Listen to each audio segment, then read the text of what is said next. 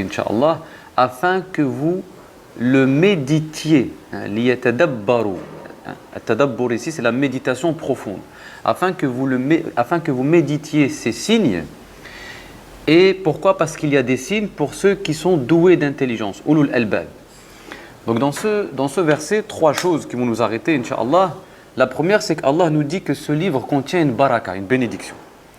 Et sachez que parmi les signes de la fin des temps, et je sais que j'ai beaucoup parlé de la fin des temps avec vous, mais c'est pas pour vous rendre, c'est pas pour, vous inquiéter, mais parce que le prophète sallam, comme je vous l'ai dit la fois dernière, c'est qu'il a pris le temps de nous donner les indicateurs du déclin de l'humanité. Et donc, charge à nous d'en comprendre, de cerner ces indicateurs pour pouvoir nous repérer, pour pouvoir évoluer. Et parmi les indicateurs du déclin de l'humanité, le prophète sallallahu alayhi wa sallam a dit la disparition progressive de la baraka d'Allah subhanahu wa ta'ala. C'est-à-dire qu'il y aura de moins en moins de baraka sur terre et les personnes vont souffrir au fur et à mesure que le temps passe d'un manque cruel de baraka. Et une vie sans baraka, c'est une vie pauvre. Une vie sans baraka, c'est une vie pauvre. C'est pourquoi le croyant, s'il veut connaître l'épanouissement personnel, l'épanouissement, que ce soit dans sa vie familiale, dans sa vie professionnelle, dans sa vie de manière générale, il doit employer tous les moyens pour jouir de cette bénédiction d'Allah Ta'ala. Et c'est très important d'avoir de la baraka parce qu'en fait, tout le secret du bonheur sur terre est contenu dans la baraka. Parfois, plutôt que de chercher à gagner plus, à travailler plus pour avoir une meilleure stabilité matérielle, un meilleur confort matériel, il suffit simplement de chercher la baraka d'Allah et cette baraka, eh bien, elle va opérer mystérieusement dans le peu de biens que tu possèdes ou dans le salaire que tu as et cette baraka-là qui va élargir ou qui va te permettre d'avoir un meilleur confort. Donc parfois on fait un mauvais calcul, on pense que je veux avoir un meilleur confort, il faut que je travaille plus. Non. Il faut que tu demandes plus de baraka dans ce que tu possèdes, dans ce que tu es. Et le croyant a accès à plusieurs sources de baraka. Il y a plusieurs sources de baraka.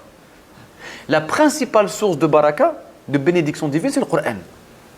Celui qui ouvre le Coran, qui le lit, qui le récite, et encore une fois qu'il le comprenne ou pas, va profiter d'une baraka qui va agir sur sa vie et de manière parfois claire, de manière mystérieuse, de là où il s'y attend le moins, mais la baraka va se répercuter dans sa vie.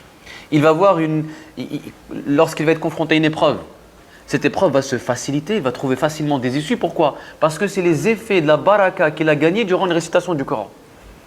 Donc la baraka, en fait, la lecture du Coran permet de faire une recharge de bénédiction d'Allah Ta'ala. Et cette bénédiction que tu as accumulée en récitant le Coran, l'écoutant, le méditant, eh bien à un moment donné, elle va se traduire, elle va s'exprimer, elle va se répercuter dans ta vie, dans tes relations humaines, dans tes initiatives, dans ton parcours scolaire, dans ton parcours professionnel.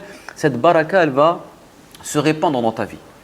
Et d'ailleurs, l'un des signes qui nous montre que la baraka d'Allah Ta'ala commence à disparaître progressivement, c'est la contraction du temps. En fait, le temps, c'est ça. Le temps, la manière dont le temps passe aujourd'hui, beaucoup de gens aujourd'hui se plaignent de ce qu'on appelle une famine temporelle, un manque de temps. On se plaint toujours d'un manque de temps. Et le grand paradoxe du monde moderne, c'est que la technique est censée nous apporter un gain de temps dans notre vie. Ce qu'on faisait avant en 1 mois, on peut le faire aujourd'hui en 1 heure. Non, la technique est censée nous apporter un gain de temps. Mais paradoxalement, eh bien, plus on gagne en développement technique et technologique, moins on a de temps dans notre vie. C'est-à-dire que c'est la preuve que la baraka a disparu. Ouais, le temps passe trop vite, je n'ai pas l'impression de maîtriser mes journées, mon agenda, mon emploi du temps. Pour quelle raison? Parce qu'il n'y a plus de baraka dans le temps. Tu vas trouver des personnes qui gagnent beaucoup d'argent, mais qui n'arrivent pas à arrondir leur fin de mois, qui n'arrivent pas à faire des choses, Pourquoi? Parce qu'il n'y a pas de baraka dans leur argent.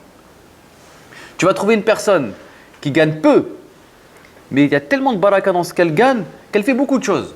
Et donc des fois, tu as des mauvaises langues qui vont se dire, mais cette personne-là, subhanallah, elle ne gagne pas beaucoup, mais elle a une maison, elle a une voiture, elle voyage tout le temps, elle fait ceci, elle fait cela, certainement elle a des sources de revenus qu'elle ne déclare pas, etc. Au lieu de se dire, c'est tout simplement la baraka d'Allah dans son bien. Allah lui a tellement mis de la bénédiction dans ses biens qu'elle fait beaucoup de choses avec le peu qu'elle a. Et celui qui n'a pas de baraka, il peut avoir autant d'argent qu'il veut. Il mènera une vie pauvre. Parce que la qualité d'une vie ne dépend pas de la quantité de biens que tu possèdes. Elle dépend du poids de la baraka qu'il y a dans ta vie, qui se répercute dans ta vie, de la bénédiction d'Allah subhanahu wa ta'ala. Et le Coran ici nous dit que le livre d'Allah, c'est une source de bénédiction. Il faut le lire. Le prophète dit dans un hadith, ne faites pas de vos maisons des tombeaux. Et qu'est-ce qu'une maison, qu'est-ce que cela signifie? En fait, il va préciser ensuite que c'est une maison où on ne récite pas le Coran. Donc le prophète dit, une maison où on ne récite pas le Coran ressemble à un cimetière. On a affaire à, en fait, c'est des morts vivants qui sont à l'intérieur. Donc une maison où on ne récite pas le Coran, c'est un cimetière, nous dit le prophète. Et la comparaison elle est très très forte.